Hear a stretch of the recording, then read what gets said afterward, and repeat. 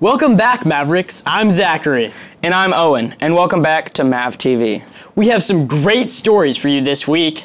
First, Ms. Lakey would like you upper schoolers to know that if you need a VOE, verification of enrollment, for the DPS, or a transcript near or during the upcoming holiday breaks, you must obtain those forms now. For VOE forms, please email Mrs. Lakey at rlakey@sjs.org with your request. VOE forms must have original signatures and thus cannot be emailed or faxed. To obtain your transcript, please submit your transcript request online at www.sjs.org/transcripts as soon as you know you need a transcript. We at Mav TV would like to congratulate Mr. Tom McLaughlin for being named the new permanent head of Lower School. We are very fortunate to have Mr. McLaughlin and his family join our Maverick family. In other big news on campus this weekend is the great showing our athletes produced at Fall SBC last weekend. But first, let's take a look at what the increased enrollment at St. John's looks like. St. John's School has always had a large student population relative to the community around it. But now, the student population has ballooned to its largest size in years. To fully understand this spike in students, we interviewed the Director of Admissions at St. John's School, Miss Courtney Berger. First question, what was the driving motivation for increasing the student population? Sure. So the school had been studying for a period of time the population growth in Houston and recognizing that St. John's had not grown in response to what had been sort of a significant increase in population in the city of Houston, and exploring ways in which the school might offer the St. John's education to a larger number of families in the Houston community. And then with the opportunity to purchase 13 acres of property adjacent to the school, known as the Top property, that created the opportunity for us. If we continue to add new students, will we need to expand our school in order to accommodate them? Absolutely. We would need, and I know that there is a strategic facilities plan, and that would have to be put into place in order for us to increase enrollment anywhere else in the school. You know, we recognize that there's already some stress on shared spaces, the VST and chapel. We know that with an increase in the number of students, the fine arts program has increased, and we were able to do the fine arts annex last year, which has alleviated some pressure there, but expect athletics might have that as well. Although with the addition of the fields on the Top property, I know that has addressed some of that as well, but for middle and lower school, those buildings are at their full capacity. Do you think that in the future there will be a cycle in regards to both enrolling new students and creating new property for those students that will cause financial burden? Not that I can anticipate right now. I mean, I think that you know, you never know what the future holds for St. John's.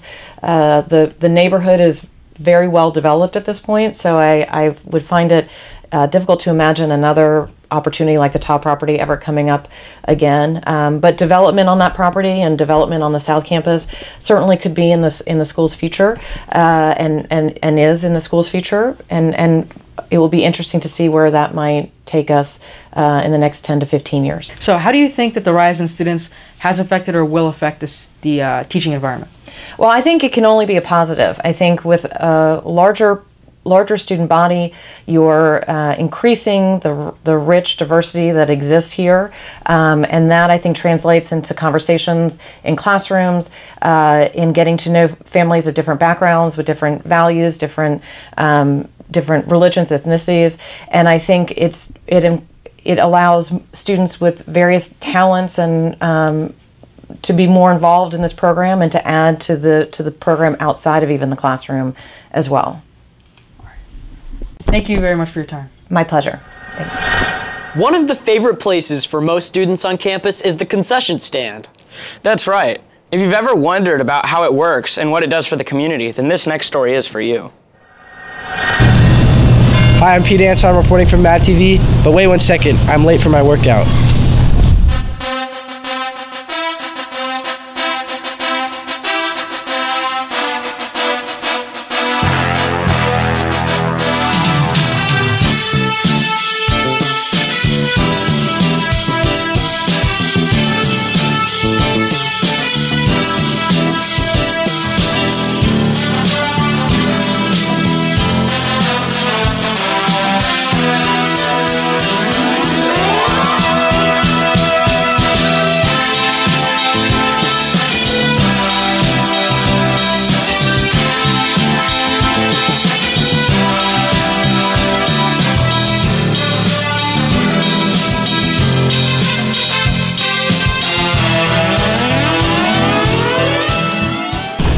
After a nice workout, it's good to have some snacks. Let's go upstairs and see how it works. Located between the two gyms, the concession stand sells food and drinks after school to benefit the community service program. Let's talk to Ms. Barr to learn more about how it works. What happens with concession stand proceeds? That's a great question. When we took over, we being community service, the concession stand about 10 years ago, we really changed the whole thing about it. We decided that those profits should really go back to the school in some way, and that way happened to be community service. So every single penny of those profits now go into a grant fund, and any one of our students in grades 8 through alums can apply for a grant to run their own community service project. How is the concession stand related to the community service program? Well, through that grant fund. But it also allows kids who perhaps don't have transportation to other community service projects to be able to serve here on campus right after the school day. So it makes it quite easy for many kids to jump in there and get some hours. You might recognize Mr. Price from the Spirit Store, but many know him from the concession stand. He coordinates the stand and keeps the program moving smoothly and efficiently. We sat down with him to learn more. Is Chick-fil-A or pizza more popular? Chick-fil-A by far. How often do you have to reorder food? Well, we restock probably about every 2 to 2.5 weeks. Some things in the store, not everything. It's restocked that often. How much does it cost to run the concession stand, and how much money does it make? Every year we're able to add somewhere between $25,000 and $35,000 to the grant fund for the community service program. And believe me, that takes a lot of bottles of Gatorade and water to get to that figure. But we're pretty proud of it, and I think people are good about supporting it. How often do you come to the snack bar? Oh, probably 3 times a week. Almost every day after school. Every day. Every day. Way too much, like every day.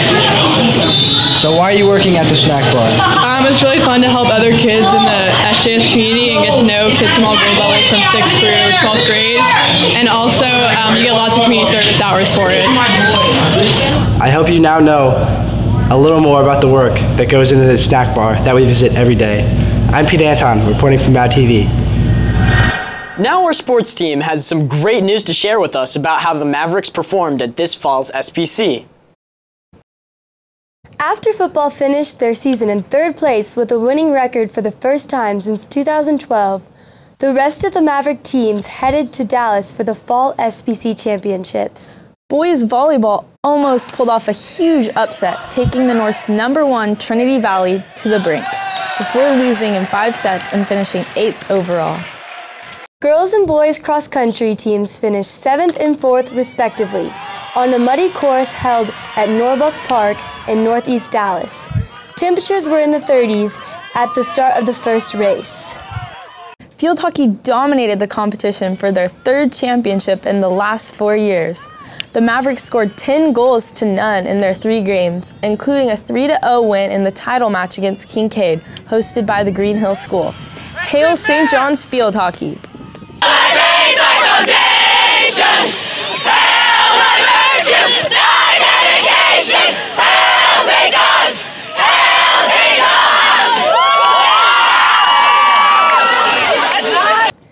And for the first time since 2009, girls volleyball was back in the winner's circle, defeating EHS 3-1 in the championship match. Down 24-21 to the Knights in the first set, the Mavs stole it back 26-24, won the second set, and finally the 4th set, for a Maverick celebration tunnel run and one more stanza of the alma mater.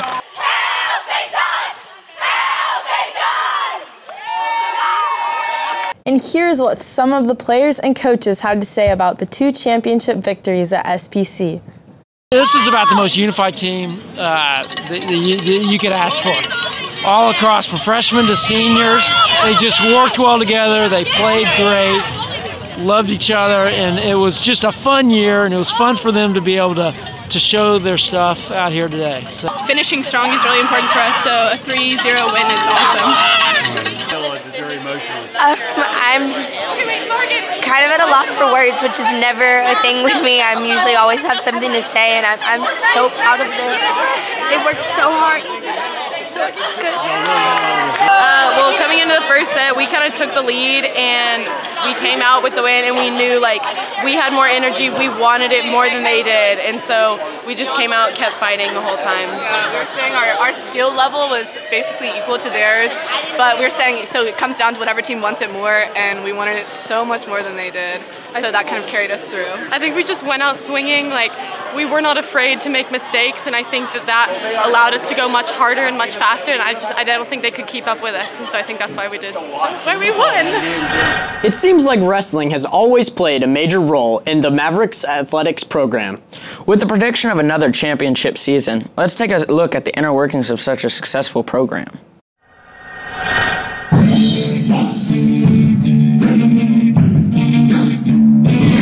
Oh hey, I didn't see you there.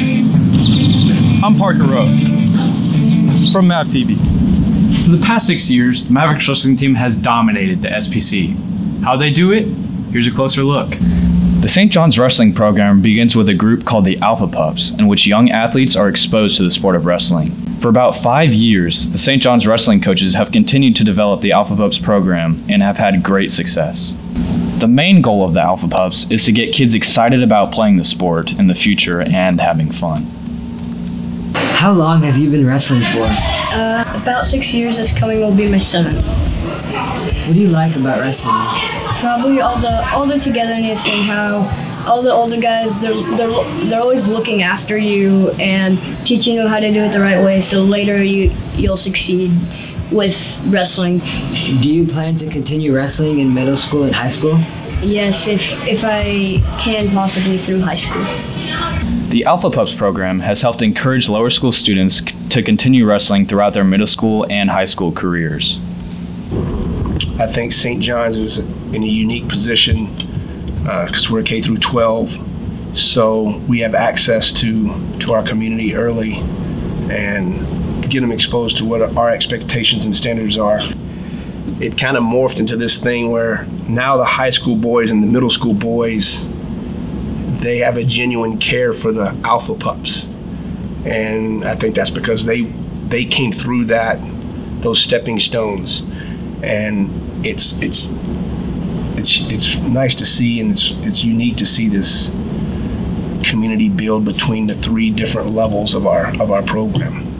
It has also prepared them for hardships that they will face later in wrestling.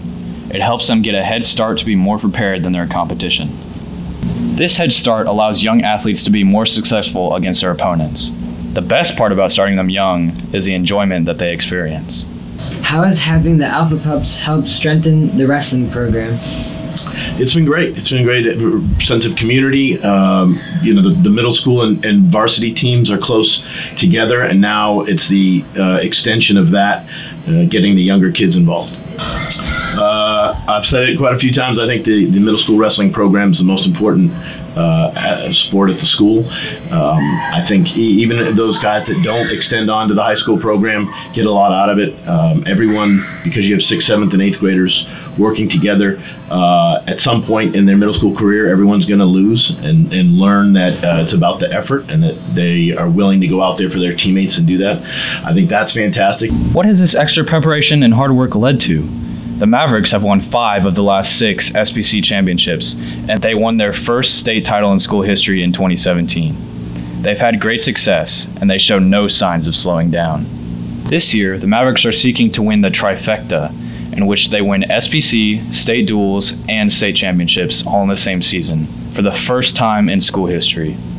With the preparation they have had from being a part of the lower school and middle school programs, the Mavericks wrestling team believes they will be able to accomplish their goal. The best recruiter is the older guys that they can watch how much success that they've had, and then also how it's benefited them in ways off the mat as well. And so watching those older guys and seeing all the great things that the sport's done for them and what they get out of being a part of the team and the program is the best recruiter. There is no doubt that the Mavericks wrestling team has a bright future ahead. With the number of participants in Alpha Pups increasing and the continuing success of the middle school program, you can expect the high school team to keep annihilating their opponents in the future. This is Parker Rose reporting for Mav TV. Back to you in the studio. Well, Mavericks, it looks like we are having another busy fall, and you can catch it all right here. Please remember to subscribe to us on YouTube so you'll get updates when our new videos are released. We're always looking for great news stories. If you have any ideas for stories you would like to see on Mav TV, you can email us at news@sjs.org. Thanks for watching, and we'll see you soon for another edition of Mav TV. Go Mavericks!